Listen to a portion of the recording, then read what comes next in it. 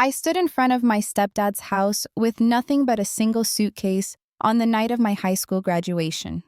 I was 18 years old. I had just received my diploma, but not a single person from my family came to watch me walk across that stage. Charlotte, my mother, was at a resort in Hawaii with Derek and his kids. I looked at that house one last time. It never felt like home. What I did not know then was that 6 years later, Charlotte would come to me on her knees, begging me to return. Before we begin, let me know where you are watching from in the comments below. Hit that like button and subscribe if you have not already. To understand why I made that decision, I need to take you back to the beginning, to the day everything changed when I was 8 years old. My father, James, was a carpenter. He had hands rough from years of working with wood, but those same hands were the gentlest when he held me. I remember sitting in his workshop, watching him transform raw lumber into beautiful furniture. He used to say that every piece of wood had a story waiting to be told, and it was his job to help tell it. We did not have much money, but we had each other. Our small apartment smelled like sawdust, and my mother's apple pie every Sunday. Then one afternoon in October, 2 men in suits came to our door. I was 6 years old. I did not understand why Charlotte fell to her knees screaming. I did not understand why the neighbors came rushing over. All I knew was that my father would never come home again. A beam had collapsed at the construction site. They said he died instantly. They said he did not suffer. But we suffered. Charlotte and I suffered for a very long time. For 2 years after my father's death, it was just the two of us.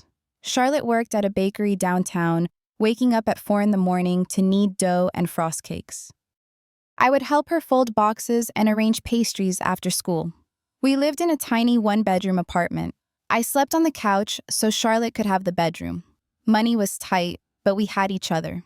My grandfather, William, offered to help us financially many times. He was a successful businessman who had built a construction company from nothing. But Charlotte always refused. She said she did not want to owe anyone anything. She said we would make it on our own. Then Derek came into our lives. Charlotte met him at a charity gala hosted by his insurance company. He was a widower with 2 children, Kevin and Amanda. He wore expensive suits and drove a luxury car. He told Charlotte she was too beautiful to be working in a bakery. He promised her a better life. He promised us a better life. I remember the day Charlotte told me she was getting married. I was 8 years old, sitting at our small kitchen table eating cereal. She said Derek was a good man. She said he would take care of us. She said I would have a real family again, with a brother and a sister. I wanted to believe her. I wanted a father again. I wanted to stop seeing Charlotte cry herself to sleep every night. The wedding was small but elegant. Derek paid for everything. I wore a new suit that Derek bought for me. For the first time in 2 years, I felt hope. I thought maybe things would finally get better. I thought maybe I would have a real home again. I was wrong. We moved into Derek's house the week after the wedding. It was a large colonial-style home in a wealthy suburb, the kind of house I had only seen in magazines. Kevin was 10 years old, 2 years older than me. Amanda was 6. Derek introduced me to his children as Charlotte's son, not as their new brother. I noticed that distinction even then. Kevin looked at me like I was an intruder. Amanda ignored me completely. My room was in the basement next to the laundry room and the water heater. Kevin and Amanda had bedrooms on the 2nd floor with large windows and private bathrooms. My room had no windows. The ceiling was low and I could hear the pipes gurgling all night long. When I asked Charlotte why I could not have a room upstairs, she said the basement would be fine for now. She said we should be grateful Derek let us live in such a nice house. That was the first time I realized Charlotte had changed. Our first dinner together as a family set the tone for everything that followed. We sat at a long mahogany dining table. Derek sat at the head. Charlotte sat beside him, smiling nervously. Kevin and Amanda sat across from me. The housekeeper served roasted chicken and vegetables. Derek spent the entire meal talking about Kevin's soccer achievements and Amanda's ballet recital. No one asked me about school. No one asked me about anything. After dinner, Kevin cornered me in the hallway. He shoved me hard against the wall and whispered that this was his house, and I better not forget it. I fell and scraped my elbow on the hardwood floor. When Derek walked by and saw me on the ground, he just said, "Boys will be boys," and kept walking. Charlotte saw my bloody elbow later that night but said nothing. She just handed me a bandage and told me to be more careful. That night, lying in my basement room, I stared at the ceiling and listened to the pipes. I realized I was alone in a house full of people. I was 8 years old, and I had never felt more invisible in my entire life. The differences in how Derek treated his children versus how he treated me became more obvious as the years went by. Kevin and Amanda attended Westbrook Academy, an elite private school where tuition cost $30,000 per year. They had private tutors, music lessons, sports coaches, and summer camps in Europe. I went to the local public school. I did not have tutors. I did not have lessons. When I asked Charlotte if I could join the school's science club, which required a $50 fee, she told me to ask Derek. Derek laughed and said my grandfather was rich, and I should ask him instead. So I learned to stop asking. When I turned 14, I got my first job washing dishes at a Chinese restaurant 3 blocks from school. The owner, Mr. Park, was a kind man who paid me under the table $7 an hour for 4 hours every day after school. I hid the money in an old shoebox under my bed. Charlotte never asked where I went after school. Derek never noticed I was gone. Kevin mocked me once for smelling like grease, but I did not care. That money was mine. That job was mine. It was the first thing in that house that actually belonged to me. My grandfather William visited us a few times each year.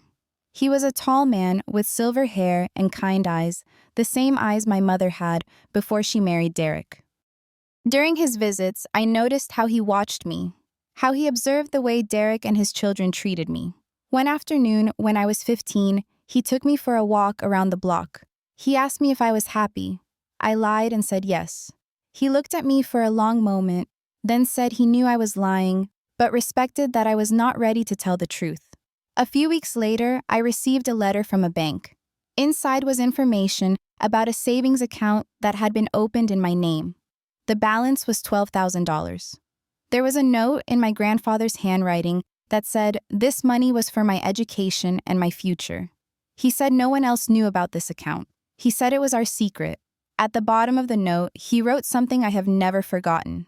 He wrote, "Whatever happens, education is your way out. I will always support you." I cried for an hour after reading that letter. It was the first time someone had shown me that they believed in me since my father died. The event that changed everything happened when I was 16 years old. Kevin had been accepted to college, and Derek decided to throw a massive celebration. He rented out the country club and invited over 50 guests. There were ice sculptures and a live band and a 3-tier cake with Kevin's name written in gold frosting. I was not invited to sit with the family. Instead, Derek asked me to help the catering staff serve drinks and appetizers. Charlotte knew. She saw me carrying trays of champagne glasses while Kevin posed for photos with relatives. She saw me and she looked away. She pretended not to notice her own son being treated like hired help at her stepson's party. During the party, I overheard Derek talking to a group of his business associates near the bar. He did not know I was standing behind the pillar holding an empty tray. He said Charlotte was a good wife, but that kid of hers was not his responsibility. He said Charlotte should have left me with her father from the beginning. Then he laughed. And the worst part was that Charlotte was standing right next to him. She heard every word, and she laughed along with them. I went back to my basement room that night and cried until I had no tears left. I made a decision in that darkness. I decided I would never ask them for anything ever again.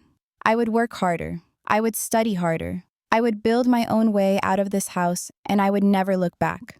From that night forward, I worked at the restaurant until 9 every evening.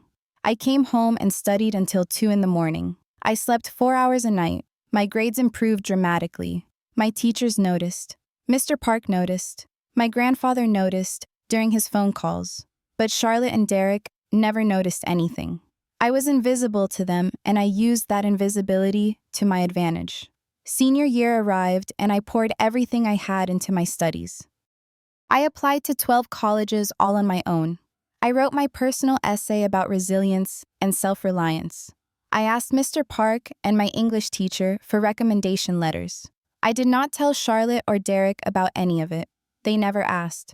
In April of my senior year, I received the letter I had been dreaming about. I had been accepted to the state university with a full academic scholarship. Tuition room, board, books, everything was covered. I sat in my basement room holding that letter, and I felt something I had not felt in years. I felt proud of myself. When I told Charlotte about the scholarship, she seemed surprised. She said congratulations and then asked if I could help Amanda with her math homework. That was it. No celebration. No acknowledgement of what I had accomplished completely on my own. Derek did not even look up from his newspaper. Graduation day arrived in early June. I had been named valedictorian of my class. I was going to give a speech in front of hundreds of people. I gave Charlotte 4 tickets to the ceremony. I told her it would mean everything to me if she could be there. She smiled and said, of course she would come. She said this was an important day. She said she would not miss it for the world. The morning of graduation, I woke up at 6 to prepare. I ironed my white shirt. I polished my shoes. I practiced my speech one more time in the mirror. When I came upstairs at 7:30, the house was empty. All the cars were gone. On the kitchen counter, there was a note written in Charlotte's handwriting.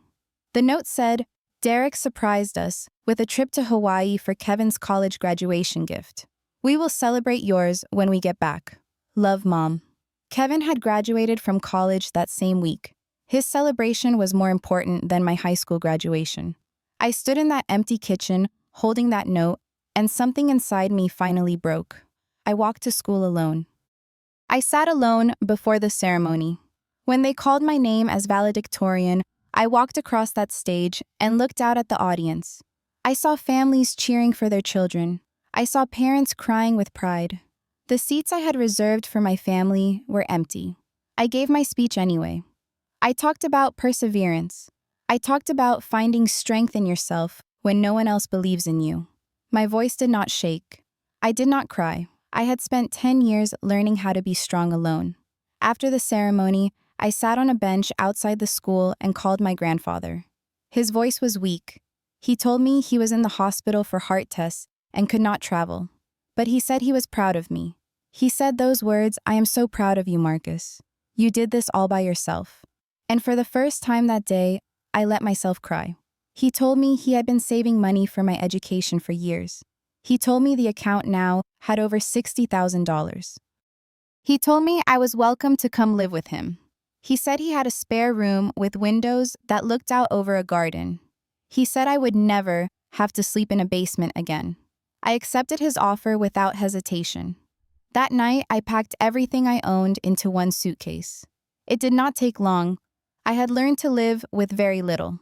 Around 11 at night, I heard cars pulling into the driveway. Charlotte, Derek, Kevin, and Amanda walked through the front door, tanned and laughing, carrying shopping bags from expensive Hawaiian boutiques. Charlotte saw my suitcase first. Her smile faded. She asked me what I was doing. I told her I was moving in with Grandpa William. I told her I was done being invisible in this house. She became angry. She said I was being ungrateful. She said she had raised me for 18 years. She said I owed her respect. I looked at her calmly. I said you fed me. You gave me a room in the basement, but you never once stood up for me. You chose Derek and his children over me every single time. You were at Kevin's party in Hawaii while I gave my valedictorian speech to an empty audience. Derek stepped forward and told me I should be grateful for everything he had provided. I looked him in the eye and said, I never asked to live here, and I certainly never felt like I belonged. I picked up my suitcase and walked out the front door. Charlotte did not follow me. Derek did not stop me. I walked 2 miles to the bus station and bought a ticket for the 3 a.m. bus to my grandfather's town, 200 miles away. I sat in the back of that empty bus, watching the lights of that suburb disappear behind me. I was 18 years old. I had $47 in my pocket, a suitcase full of secondhand clothes, and a full scholarship to college.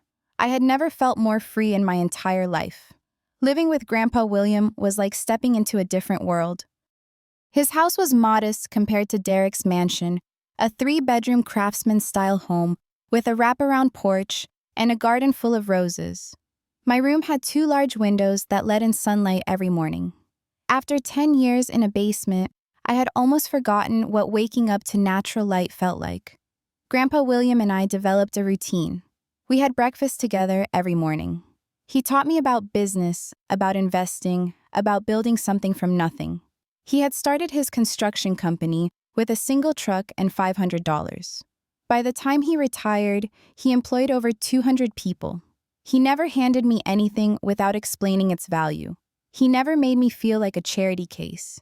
He made me feel like his partner, his equal, his family. I enrolled in college that fall and threw myself into my studies.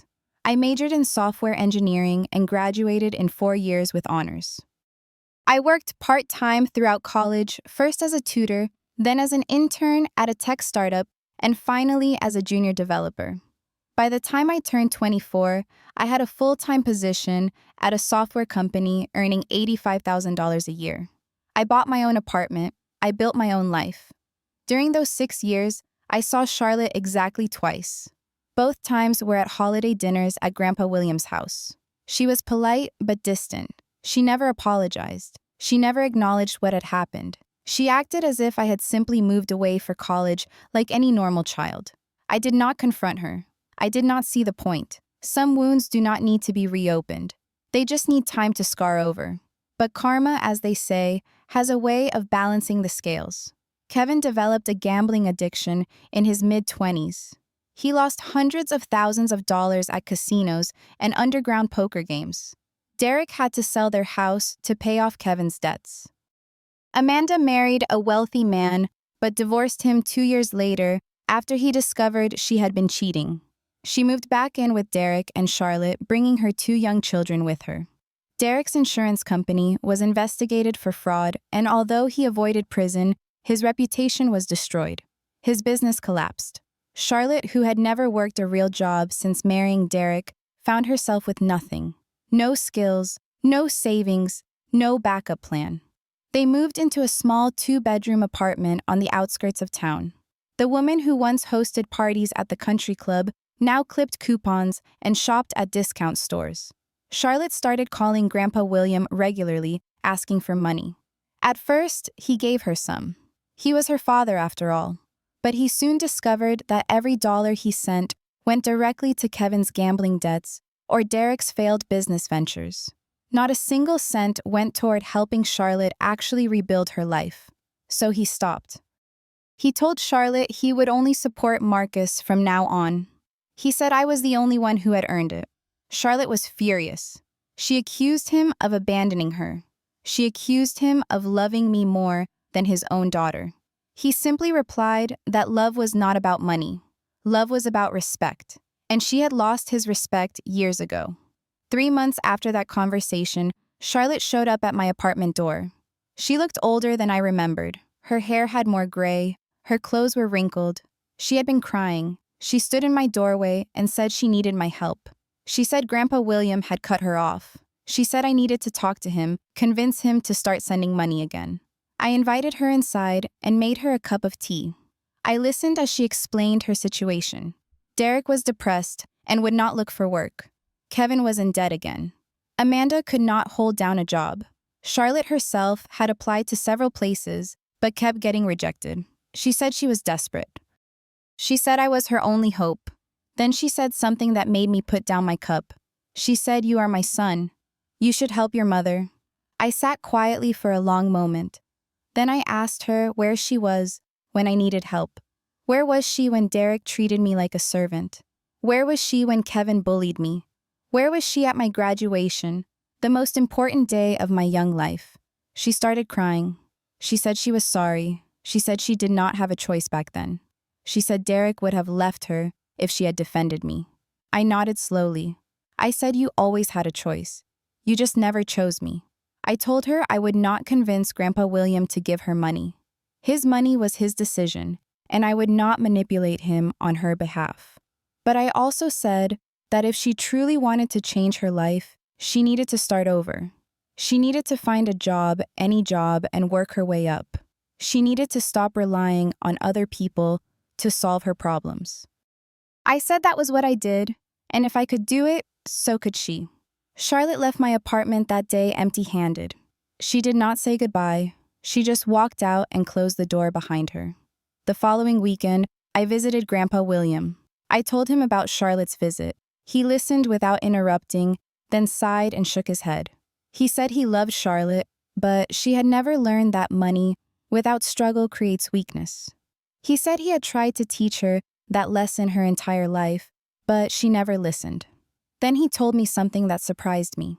He said he had updated his will. He was leaving the majority of his estate to me, not because I was his grandson, but because I was the only person in the family who had earned his respect. He said I had built myself from nothing, and that was worth more than any inheritance.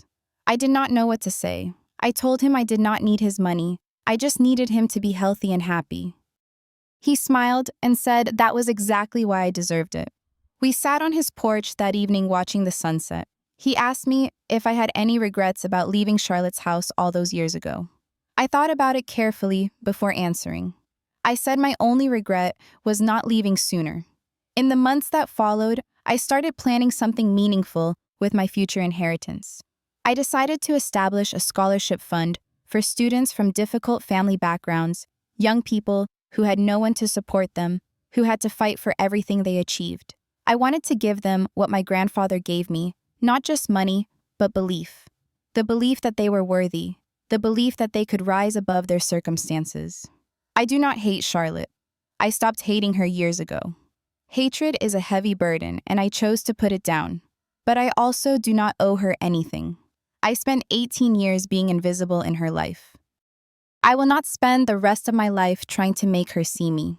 Family is not just about blood. Family is about the people who show up for you, who believe in you, who stand beside you when the world turns its back. Grandpa William is my family. Mr. Park, who gave me my first job, is my family. My college friends who celebrated my small victories are my family.